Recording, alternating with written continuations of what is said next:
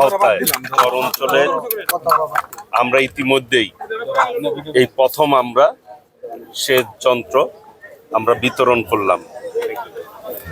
এর পূর্বে এই ধরনের সেচ প্রকল্পের আওতায় টাঙ্গাইল সদর চরবাসী পায় নাই, এই প্রথম আমরা গ্রুপ ওয়ারি 13টি গ্রুপের আমরা বিতরণ করলাম। এবং পাট, বীজ এবং সারও কিন্তু আমরা ইতিমধ্যে বিতরণ করেছি। আমাদের পর্যাপ্ত সার মজুদ রয়েছেন এবং যথার্থভাবে যাতে কৃষকরা সঠিক দামে সার পায় সেই ব্যাপারে সর্বোচ্চ তদারকির মধ্যে আমরা রেখেছি। ইনশাল্লাহ সার পেতে কারো কোনো অসুবিধা হবে না, পর্যাপ্ত মজুদ রয়েছে।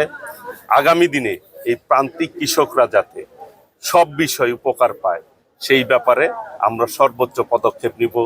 সার, বীজ, কীটনাশক এই ধরনের যেই কৃষি উপকরণগুলি আছে সেই ব্যাপারেও আমরা ইনশাল্লাহ পদক্ষেপ নিব।